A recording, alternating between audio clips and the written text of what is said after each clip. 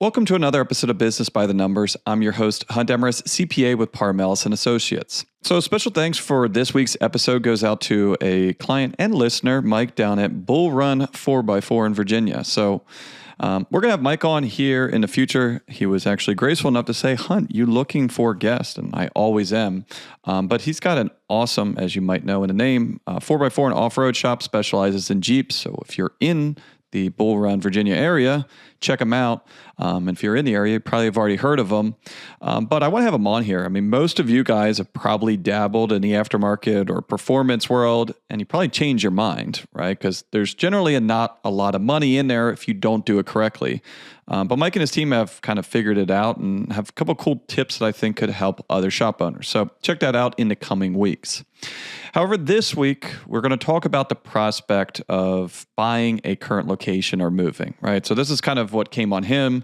None of these numbers are going to be his. I changed all this stuff, but kind of talk about the situation that he's in is very similar to a lot of shop owners.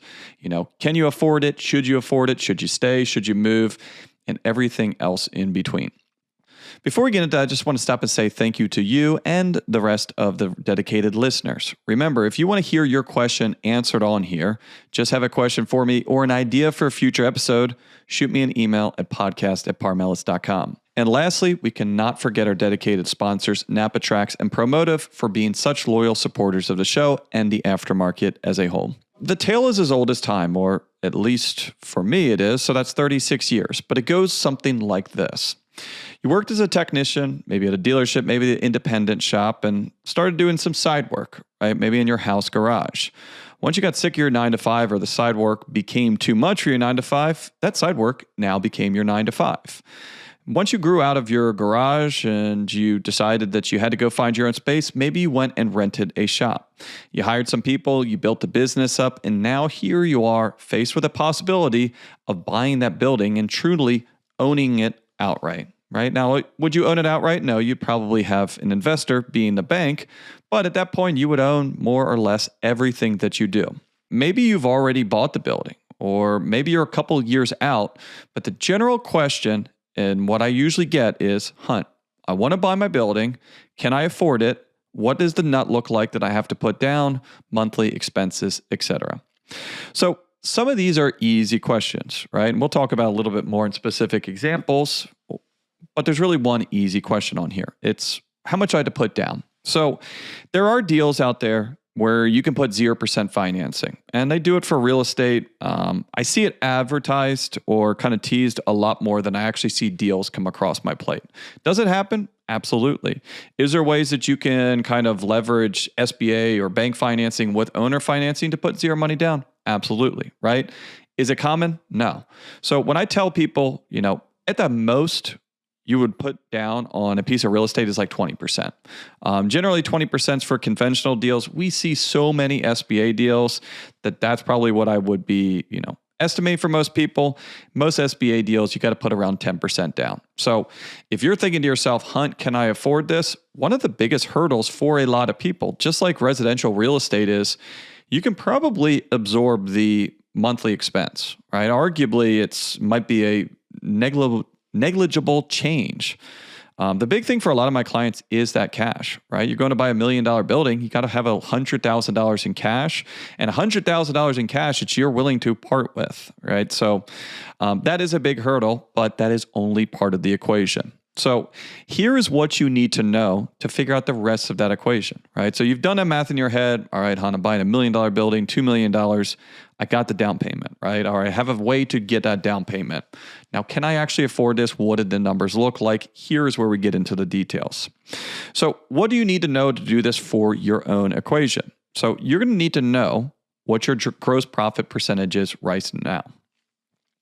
Now, could you put a different gross profit percentage if you think by moving into this new place, by owning the building is going to increase it? Sure. But I would go with the lower number if there's two different ones. The reason why we're going to go with the lower gross profit percentage number is that is the more conservative approach on this. I always want to look at most any situation. I'm an accountant, right? With a little bit of worst case scenario. You don't want to look at this and say, hey, if everything goes exactly to plan or even better than plan, are we going to be able to afford this? No, I want to look at this and say, all right, I know I can't probably afford this if nothing changes or if these metrics go down. And maybe it'll go from, 0 here to 10 over there. Am I going to factor everything on 10, right? Everything clicking on all cylinders, maximizing a new space? No, I'm probably going to do it somewhere in the middle, right? All right, what if we go over there and we don't blow we don't light the world on fire, but we do better, right? We do a little bit better.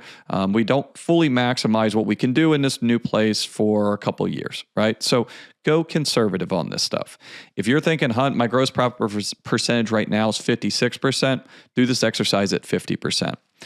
Two reasons. One, it's conservative, and 50% is really, really easy math.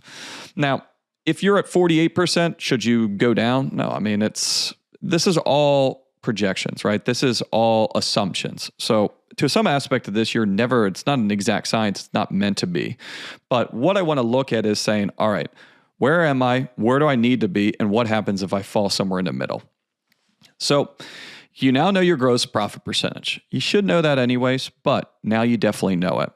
Now, what you also need to know is you need to know what your current overhead is. All right, how much am I paying to occupy this place, right? Insurance, utilities costs, taxes, rent, et cetera, et cetera. What would be my overhead at my future place? If it's the same place, right, what are going to be your increased costs? Are you going to have to pay yourself or pay the mortgage at a higher rate? Is there going to be more insurance costs? Did your landlord pay for the taxes before? Now you're going to have to pay for it.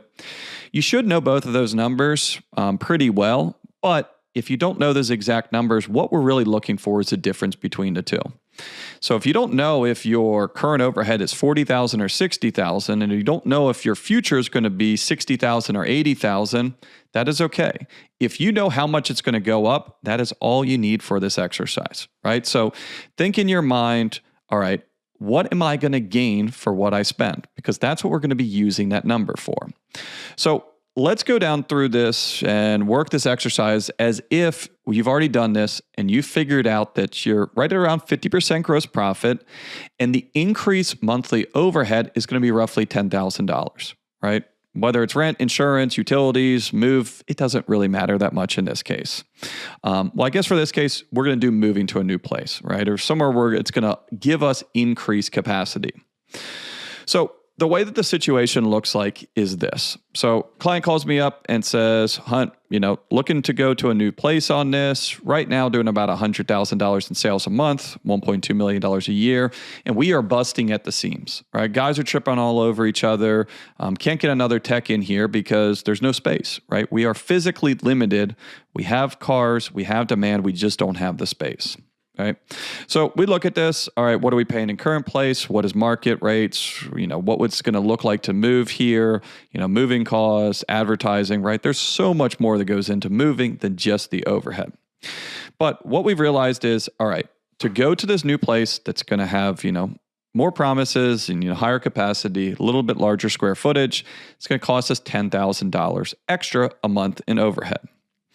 So in this case, we're going to see it's going to cost us $10,000 a month more, but what are we going to do in sales, right? So we go down through and say, all right, what do we think is going to happen here, right? We know that you guys are clicking at all cylinders right now and you're doing about $100,000 a month. With the square footage that you guys require right now, what could you guys do? So client comes back and says, easy 200, right? We have so much demand. We just physically don't have the, people, the manpower, the space to handle it. So we're looking at that one. This is a little bit of an extreme example because you probably wouldn't need to listen to a podcast to see if this is a good deal. But you're going to say, all right, we're going to have $10,000 more in expenses, but we're going to have $100,000 more in sales. That's $90,000 in my pocket. Now, a couple things on here. Like I said before, be realistic, right? And to a certain extent, you're going to be pessimistic here. So this person thinks that he's going to go from $100,000 in sale to $200,000 overnight. It's never going to happen. Period. End of story. I almost guarantee it. 100% increase, in a month, even a quarter, is something that few businesses have ever actually done. And those that have probably wouldn't wish it on someone else. There is such thing as growing too much too quickly here. But again, that's what they think that they can do if they're firing on all cylinders. So if I'm looking at this situation, I'm looking at this and saying, all right, if things are going perfectly, I need to take that into consideration, right? So it's going to be $100,000 extra in sales. But remember, only about half of that we're going to actually turn into gross profit. So with that extra $100,000 in sales, $50,000 is going to go to our parts vendor, right? We're selling more parts, we're buying more parts. Some of that's going to go to our technician, right? If we had to hire another technician, obviously there's increased payroll cost, or even if we have the current one, are we doing a bonus, commission, flat rate, something like that? So even though we're spending $10,000, right, we're gaining $100,000 in sales, what we're really getting is an extra $50,000 in gross profit, and $10,000 of that gross profit is going to be eaten up by our increased overhead. So old space compared to new space, if we're really hitting the sales marks that we think we are, we're going to be $40,000 ahead in profit, right? No brainer. Now, since we are not going to go overnight here, I always want to kind of look and say, all right, what does this thing need to do pretty darn quickly to at least tread water, right? Because most people do not want to go to somewhere where, 5 years from now, we could be at $200,000. But if I'm going to be burning cash between now and then, am I ever actually going to make it? So what we do is then, kind of go from the opposite end of the spectrum, right? We were going from top line on that one. All right, old space, we can do 100,000. New space, what can we do in sales? And kind of working from the top down. Now, if we want to kind of look at the break even or, break similar on this, then what we would say is, all right, we have $10,000 in extra expenses. How much in gross profit do we need to cover that additional expense? So if our gross profit percentage is 50%, then we know we need $20,000 in sales, which is going to turn into $10,000 in gross profit to pay that additional $10,000 in overhead expense. So while my client might look at this and say, man, this is a no-brainer. If we do, $200,000 in sales compared to $100,000 in sales, I'm going to be $40,000 ahead in profit. Boom, right? Not too bad. And even when you look at this other side of this, you're going to say, all right, we need an extra $20,000 in sales.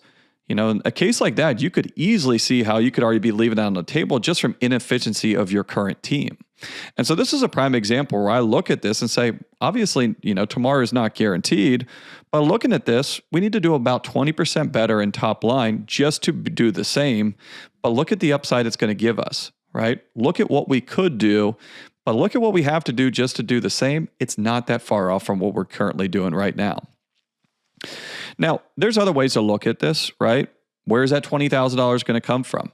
Is it going to come from cars, right? And so sometimes if we're looking at something like that, we say, all right, well, how many more cars do we need if we need $20,000 in sales? So let's say your average repair order is $500. We take that $20,000 in sales, we divide it by 500, and we realize, all right, we're going to need about 40 more cars in a month. If you're thinking to yourself, Hun, I'm already telling people we're 2, 3, 4, 5, 6 weeks out, you could already have that demand right now. And this might mean no advertising.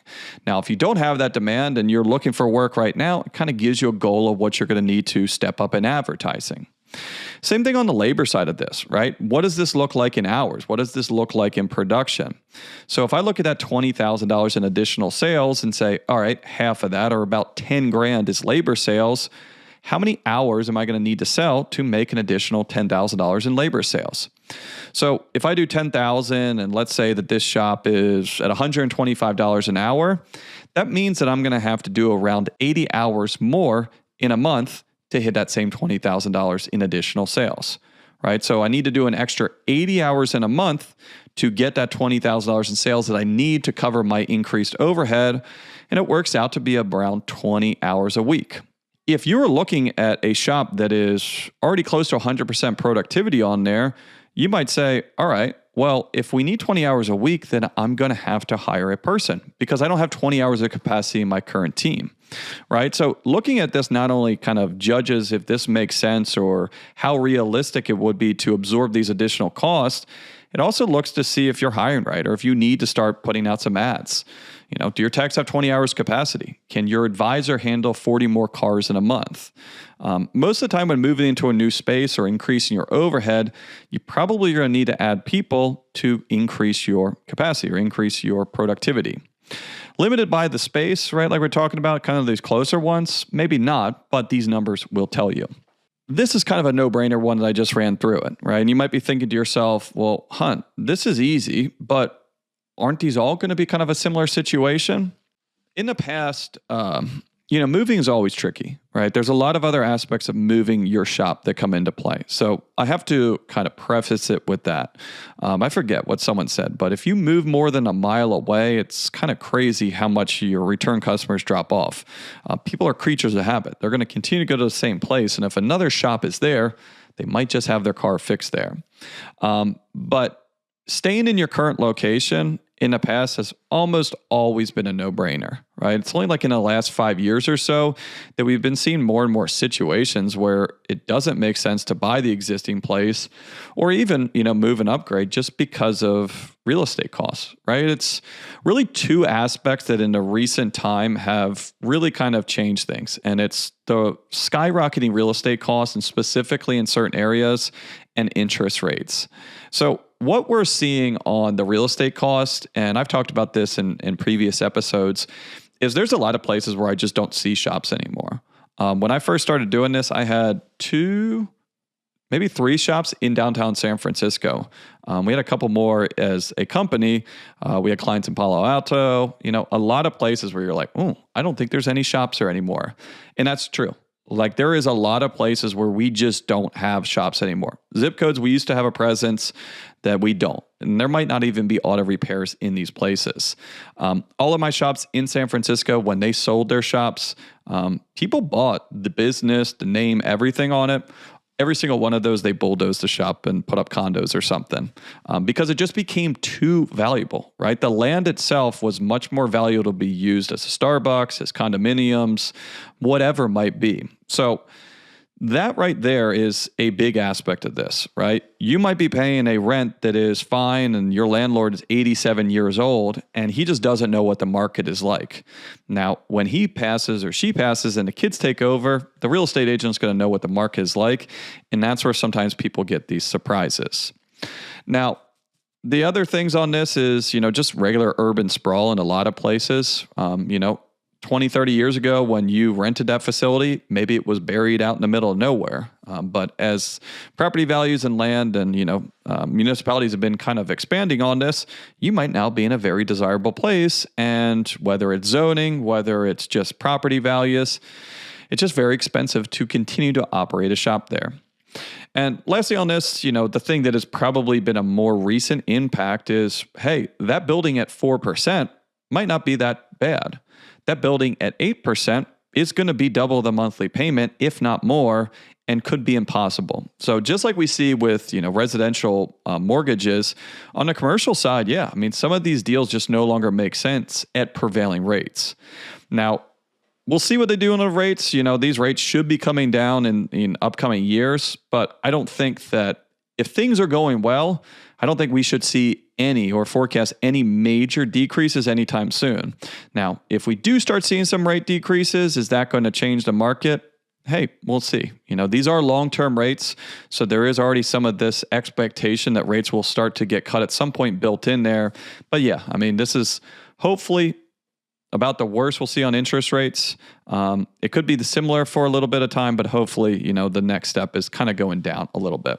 So what does that look like? I guess it wasn't this year. This was probably last fall. I had one of my clients call me up. I guess it was more than that. It was probably about 2 years because I remember thinking we don't see a ton of these. And then after that started seeing a bunch more.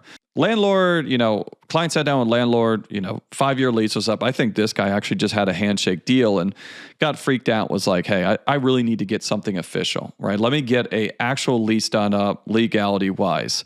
So he went to his landlord and told him this and he was like, man, why don't you just buy it from me, right? I don't care. I'm sick of doing this, I'm not looking to make a ton of money on this. I'll just have someone come out and appraise it and you can buy it for the appraised value, right? So client's like, cool, right? I'm just going to get this at market value. He's not going to try to put the screws to me. This is a really good opportunity. Now, kind of a crappy building, pretty crappy. It's older, right? But for the right price, he's already there. It's maybe not that bad of a deal. So currently he was paying, or before this, I guess he still is paying this amount now, paying around $4,000 a month in rent. And when he went to run the numbers at the bank, his mortgage was going to be double that alone. So, he's not even paying triple net right now. So at $4,000, that's including taxes, insurance, everything on it. So he was looking at around a $6,000 increase just by owning that. Now, There is some aspect of, yeah, that's not all an expense, right? You're paying down debt. You're, have an underlying asset that should be appreciating on this, but he doesn't even really like this building, right? If he was buying one, it probably wouldn't be this. And so if we looked at this in the past, and this is 100% due to interest rates here, if we looked at this deal in 2018, he was probably paying $4,000 a month in rent then, and he probably could have got a mortgage on that for $3,000, $3,500. Right? It's a no-brainer, right? Okay, well, I'm paying the same amount of money, if not less, and I'm actually going to be paying myself and, having an underlying asset.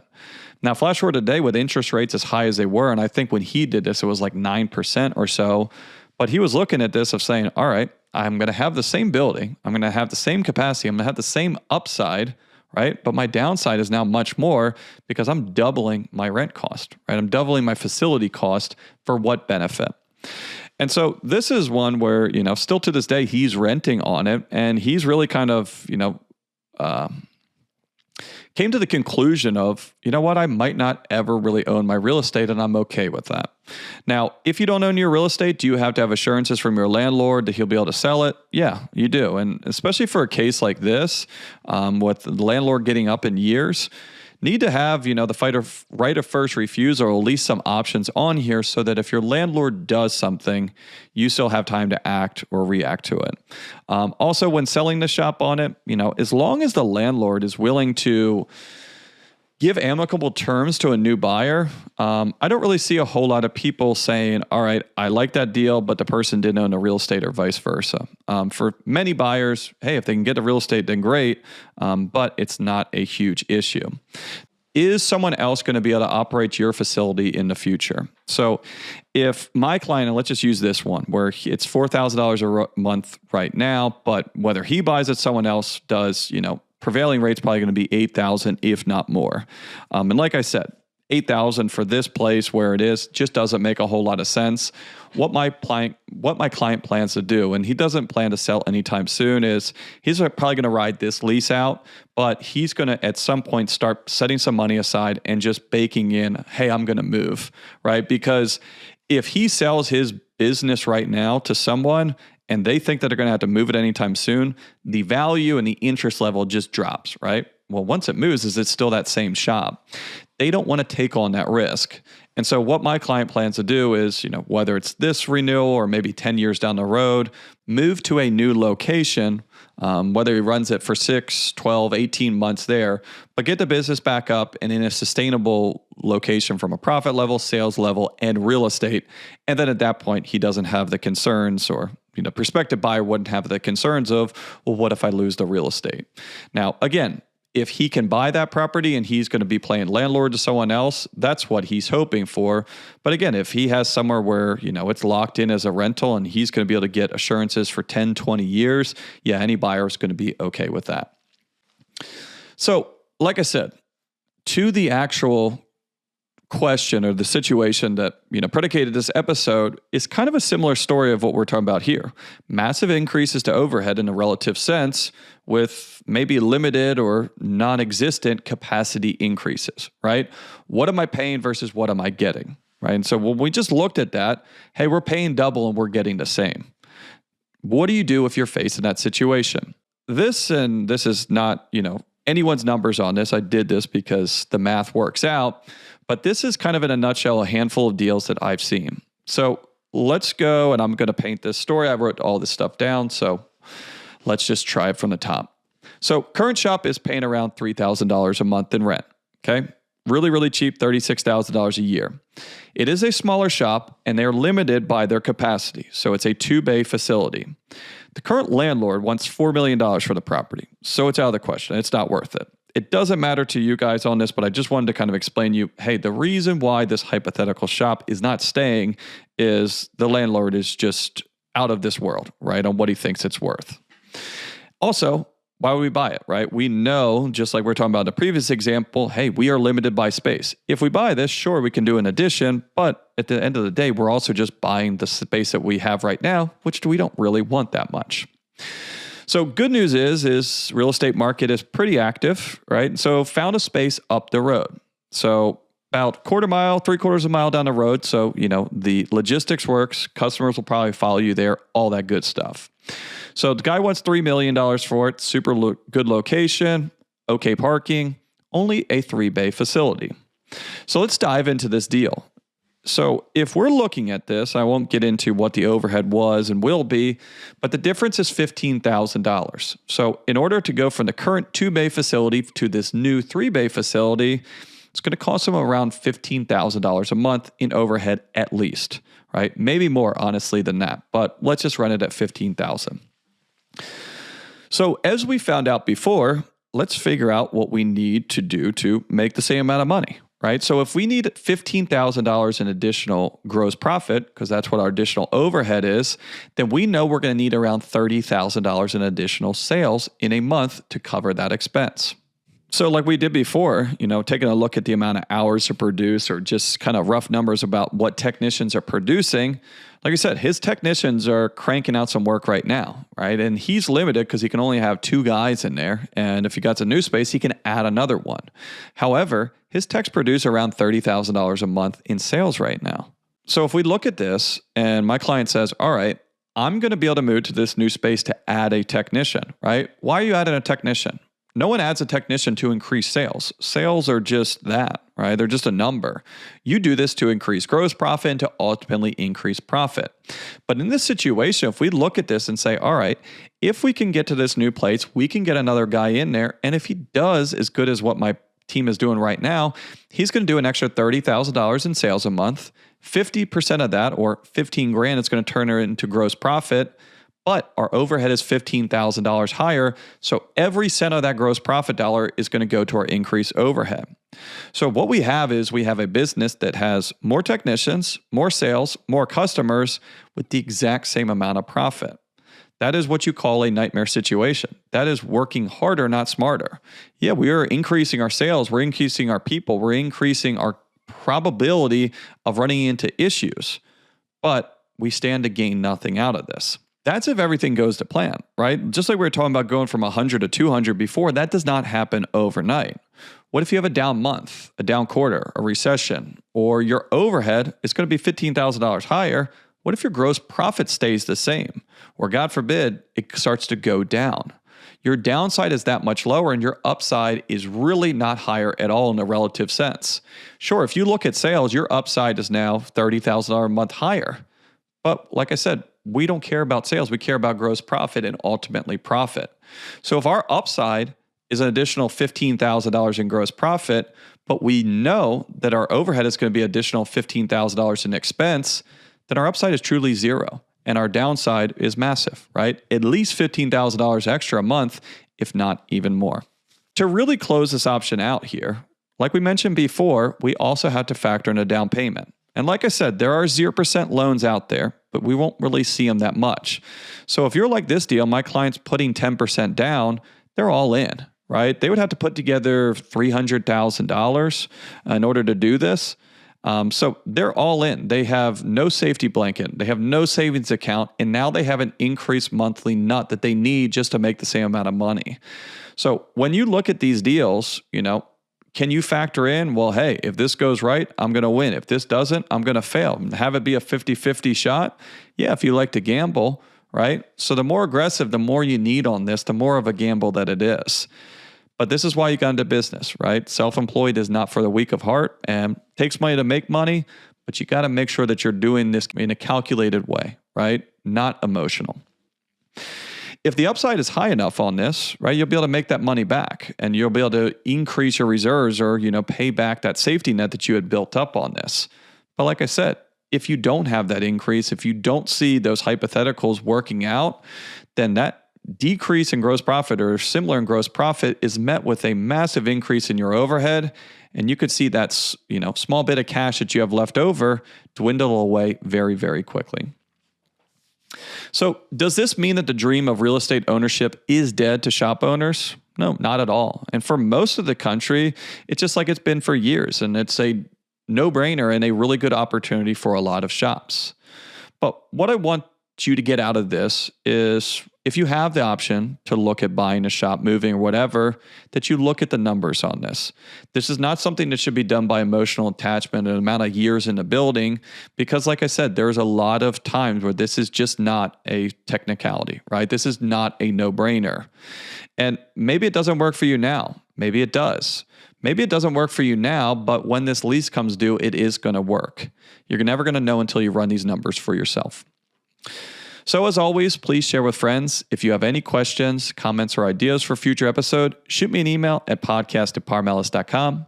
Just want to say thanks again for listening on the Aftermarket Radio Network. You can find all shows on aftermarketradionetwork.com and on your favorite podcast listening app. So thanks again for joining me on Business by the Numbers. Stay safe out there, and I will talk to you all next week.